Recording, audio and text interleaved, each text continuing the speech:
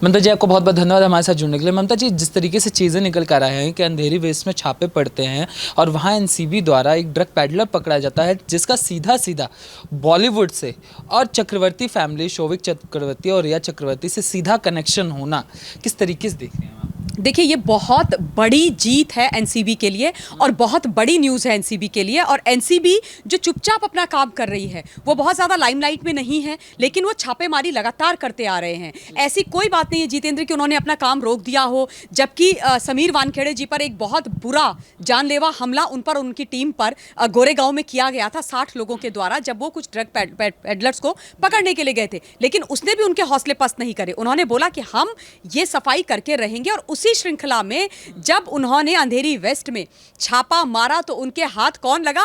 महाकाल। मतलब नाम ही आप सुनिए, महाकाल, ड्रग के महाकाल जो वहां पर बैठे हुए हैं और ड्रग्स का बहुत बड़ा धंधा करते हैं। बहुत बड़ा नाम है ये ड्रग्स की, नारकोटिक्स की दुनिया में। और जो पता चला है उनके पकड़े जाने के बाद, वो ये पता चला है कि बहुत सारा कैश और उसके साथ बहुत सारे नारकोटिक्स वहां से मिले हैं। अब आश्चर्य की बात और मजेदार बात यह है कि जो अभी शोविक चक्रवर्ती को कुछ समय पहले ही जमानत मिली है ना, और बड़ा सेलिब्रेशन भी हो रहा था। ठीक है, जमानत है, लोगों का न्यायिक अधिकार है, मिलना चाहिए, कोई प्रॉब्लम नहीं है। लेकिन अब आप देखिए, ये जो महाकाल है, महाकाल ड्रग्स देता था अनुज नाम के एक लड़के को, और वो अनुज ड्रग्स देता था कैजान को, और कैजान ड्रग्स देता था चक्रवर्ती फैमिली को, यानी कि रिया को और रिया के भाई शौविक को। ये कनेक्शन है पूरा, और इसलिए महाकाल का पकड़ा जाना बहुत महत्वपूर्ण है, बहुत ज्यादा आवश्यक है। अब पूरे जो डॉट्स हैं वो कनेक्ट हो रहे हैं और अब पूरी कहानी धीरे धीरे निकल करके बाहर आएगी। अच्छी बात यह है कि जो इतना लोगों को लगता था कि नहीं, इनको विक्टिमाइज्ड किया जा रहा है, इनको ऐसे ही अंदर बंद करके रख दिया गया है। देखिए, हिंदुस्तान की जनता ने तो उनको पकड़ा नहीं, ना शौविक को पकड़ा, ना रिया चक्रवर्ती को पकड़ा। अगर वो पकड़े गए हैं तो अपने बयानों के आधार पर, अपने कामों के आधार पर पकड़े गए हैं। रिया की व्हाट्सएप चैट निकली, शौविक ने ये बात खुद से कबूली है एनसीबी के सामने। उन्होंने स्वयं से ये बातें बोली थी अपने कबूलनामे में कि हाँ, मैंने ड्रग्स खरीदी हैं, और हाँ, मैंने अपनी बहन यानी कि रिया ताई के कहने पर ड्रग्स खरीदी, और उसके हिसाब से उनकी धरपकड़ हुई, उसके हिसाब से वो जेल गए। अब आप मुझे ये बताइए, इसमें कहीं पर भी हिंदुस्तान का कोई नागरिक, चाहे वो सामान्य नागरिक हो, चाहे कोई पत्रकार हो, उसका कनेक्शन कहां से आ जाता है? कैसे आप इससे कनेक्टेड हो जाते हो? नहीं हो सकते ना। तो ये जो सारी कंस्पिरेसी थ्योरी इन लोगों ने चला के रखी थी, वो अब ये महाकाल नाम का जो व्यक्ति है, उसके पकड़े जाने से बहुत कुछ निकल करके सामने आने वाला है। क्योंकि बॉलीवुड के अंदर ये व्यक्ति बहुत लोगों को ड्रग्स दे रहे थे, और ऑब्वियसली जो इनका रिया का कनेक्शन है, कैजान के साथ शौविक का डायरेक्ट कनेक्शन है, तो कैजान के तक वो पहुंचेंगे, और उसके बाद बहुत सारे नाम, तमाम आदि नाम निकल करके आएंगे।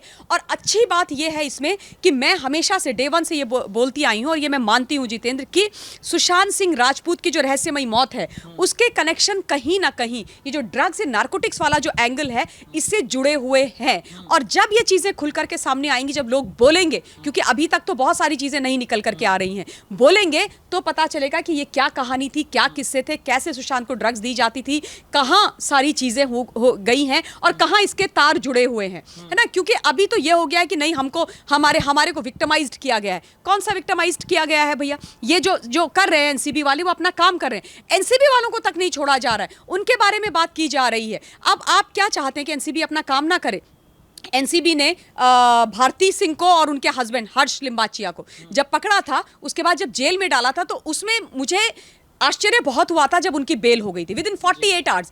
एनडीपीएस एक्ट के तहत आपने 2 लोग पकड़े और उनकी बेल हो जाती है 48 घंटे के अंदर। लेकिन जो पत्रकार, जिसके ऊपर कोई केस नहीं होता है, जिसकी कोई गलती नहीं होती है, उन लोगों को आप कई दिनों तक तलोजा जेल के अंदर रखते हो, कई दिनों तक रखते हो, और उनकी बेल नहीं होती है, तो थोड़ा सा मन व्यथित होता है ना, दुखी होता है। लेकिन अभी जब एनसीबी ने अपने 2 ऑफिसर्स सस्पेंड किए, और उनके जो प्रोसिक्यूटर हैं, यानी कि जो उनके वकील हैं, उनके ऊपर भी वो कार्रवाई कर रहे हैं, तब कहानी समझ में आई। तब दूध का दूध और पानी का पानी हो गया कि ये जो 2 लोग हैं, ये कहीं ना कहीं किसी ना किसी से इनकी मिली भगत थी, कहीं ना कहीं कहानी चल रही थी। लेकिन एनसीबी को मैं अगेन बहुत साधुवाद देती हूं, उनका धन्यवाद देती हूं कि उन्होंने इस बात को दबाया नहीं। उन्होंने तुरंत इस बात को एक्नॉलेज किया, एक्सेप्ट किया। जो सीनियर लोग हैं एनसीबी के, उन्होंने अपने दोनों लोगों को, दोनों जो उनके आईओस थे उनको सस्पेंड किया, और जो उनके प्रोसिक्यूटर हैं, जो उनके वकील हैं, सरकारी वकील, उनके खिलाफ भी एक्शन लिया। ये दर्शाता है जितेंद्र, एनसीबी का जो ये रिएक्शन था और ये जो एटीट्यूड है और ये जो एक्शन है, ये दर्शाता है कि आज एनसीबी नो नॉनसेंस वाले मूड में है। यानी कि वो नारकोटिक्स का जो गंदा धंधा मुंबई के अंदर, बॉलीवुड के अंदर चल रहा है, उसको पूरी तरीके से साफ करना चाहते हैं। वो किसी भी कीमत पर ये नहीं चाहते कि अब ये गंदगी वहां पर रहे, और वो बिल्कुल इसको साफ करके रहेंगे, चाहे वो फिर कोई भी हो, बड़ा से बड़ा और छोटा से छोटा। और मैं एनसीबी से डेफिनेटली ये रिक्वेस्ट तो करना चाहती हूँ कि हम सब की नजरें आप पर है, और हमें मालूम है कि आप बहुत उम्दा इन्वेस्टिगेटिव एजेंसीज हैं और आप इनको पकड़ेंगे, क्योंकि ये लोग जो नारकोटिक्स का इतने टाइम से काम करते रहे हैं, वो आज आंखें दिखा रहे हैं हिंदुस्तान की जनता को। वो जनता जो सुशांत सिंह राजपूत के न्याय के लिए खड़ी है, वो जनता जो सिर्फ और सिर्फ सच का साथ दे रही है, उनके खिलाफ खड़े हो गए, उनको आंखें दिखा रहे हैं, उनके बारे में बुरी भली बातें कर रहे हैं। जैसे कि हमने इनके यहाँ से व्हाट्सएप चैट लिखी है, जैसे कि हमने इनको ड्रग्स में डाला है, जैसे कि हमने इनको बोली है ये सारी बातें। अगर ये गलत ना हो तो तब कोई भी इनके लिए कुछ नहीं बोलेगा ना। और हम तो इनको जानते भी नहीं थे। कौन जानता था शोविक चक्रवर्ती को? कौन जानता था रिया चक्रवर्ती को? सुशांत की रहस्यमयी मौत नहीं होती तो हमारी बला से ये जो कर रहे थे वो कर ही रहे थे ना। यही चीज़ चल रही है कि एनसीबी द्वारा कहा गया है कि बहुत बड़ी कामयाबी है जो ड्रग एंगल था सुशांत वाले मामले में, उसको लेकर ये जो रेड करी गई है अंधेरी में, ये बहुत बड़ी कामयाबी है। बिल्कुल बहुत बड़ी कामयाबी है। इस व्यक्ति के पीछे आई एम श्योर एनसीबी बहुत समय से लगी हुई थी। एनसीबी इसको पकड़ने की कोशिश कर रही थी, पर क्या होता है, ये लोग इतने इनके जो हाथ पैर होते हैं, हाँ, बहुत इनकी जो जड़ें हैं वो बहुत दूर दूर तक फैली हुई होती है। इनको बचाने वाले इनके बहुत आका होते हैं। और मैं ये बात बिल्कुल एक्सेप्ट नहीं करती हूँ कि जब तक आपको पॉलिटिकल और लीगल संरक्षण ना हो, कोई भी ऐसी इलीगल एक्टिविटी मुंबई के अंदर थ्राइव नहीं कर सकती, कर ही नहीं सकती है। कैसे आप मतलब आप ये ड्रग पेडलर्स को नहीं पकड़ पा रहे हो, ड्रग माफियाज को नहीं पकड़ पा रहे हो? कैसे संभव है? कैसे हो सकता है? ये पॉसिबल ही कैसे है? तो ऑब्वियसली इनकी जड़ें कहां कहां तक फैली हुई है हम सोच भी नहीं सकते। हम तो सामान्य नागरिक हैं, हम लोगों के सामने कोई विषय आता है हम उद्वेलित हो जाते हैं, क्योंकि हम देश से प्यार करते हैं, क्योंकि हम देश के बारे में सोचते हैं और हमें लगता है कि हमारी जनरेशन वहां पर जाकर के खराब हो रही है और हम बात करना शुरू कर देते हैं। एक्चुअली हिंदुस्तान की जनता को यह भी समझना चाहिए कि हम एक बहुत बड़ा जो एनिमी है ना, वॉल्केनो, उसके साथ लड़ रहे हैं, उसके साथ लड़ रहे हैं। लेकिन हाँ, क्योंकि हम सब इकट्ठे हैं, हम मुट्ठी बन गए हैं, तो इसलिए अब ये हमारे सामने ये पस्त पड़ रहे हैं धीरे धीरे। लेकिन एनसीबी को डेफिनेटली बहुत डिफिकल्टी है, इतना आसान काम नहीं है, पर एनसीबी कर रही है। और इसीलिए बार बार बोला जा रहा है कि महाकाल का अरेस्ट होना बहुत बड़ी उपलब्धि एनसीबी की है। ये बहुत बड़ा व्यक्ति उनके हाथ में लगा है। बहुत लोगों के अभी जो है ना छीछा लेदर होने वाली है जितेंद्र। बहुत लोगों की रातों की नींद ऑलरेडी हराम हो चुकी है, सो नहीं पा रहे होंगे, घबरा रहे होंगे। अभी उनको लग रहा होगा यार पैसे दो पैसे दो पैसे दो और इसको बाहर निकालो, कुछ करो कुछ करो कुछ करो। ये इनके हाय तौबा मची हुई है और आई एम श्योर चक्रवर्ती परिवार में तो मची हुई है। यही चीज़ माने कि हमेशा से एक राजनीतिक श्रेय देने की, हमेशा एनसीबी की कार्रवाई पे सवालिया निशान खड़े करने की शुरुआत से कोशिश रही है। चाहे जया प्रदा का आना, चाहे संजय राउत का आना, और हमेशा कहना कि ये बदनाम करने की, तो क्या कहीं माना जाए कि हमेशा से एनसीबी की जो कार्रवाई है उसको भटकाने की कोशिश हो रही थी। क्यों महाकाल तक ना पहुँचे, वो इस तक ना पहुँचे, इसलिए हमले भी उन पर करवाए गए कि ये चीज़ें सामने ना आए। बिल्कुल, देखिए जो हमला था, जो गोरेगांव में हुआ था, वहां पर 60 लोग आ जाते हैं। अगेन पैंडेमिक के समय पर 60 लोग आ जाते हैं और वो समीर वानखेड़े जो वहां के जोनल हेड हैं एनसीबी के, उनके ऊपर उनकी टीम सहित 6 लोगों पर हमला कर दिया जाता है। उनके जो साथी थे वो घायल हुए, वो हॉस्पिटलाइज्ड हुए। आप सोचो, पहली सोचने की बात यह है कि कितनी गलत बात है, कितनी शर्म की बात है प्रदेश के अंदर और मुंबई के अंदर लॉ एंड ऑर्डर की सिचुएशन। आप सोचिए, एक पत्रकार को पकड़ने के लिए तो 100 लोग चले जाते हैं AK-47 लेकर के, आप उनको पकड़ के ले आते हैं। मुझे आज तक ईश्वर कसम ये बात समझ में नहीं आई कि इन्होंने एक सच्चे राष्ट्रवादी पत्रकार को पकड़ा क्यों और ऐसे क्यों पकड़ा। और आप ही के यहां पर एक सीनियर ऑफिसर जो जोनल डायरेक्टर हैं एनसीबी के, उनके ऊपर इतना बड़ा हमला गोरेगांव में हो जाता है। कहां थी पुलिस? कैसे पुलिस को सूचना नहीं मिली कि 60 लोग गुंडई प्रवृत्ति के, है ना, 60 लोग इकट्ठे हो गए हैं एनसीबी को पीटने के लिए?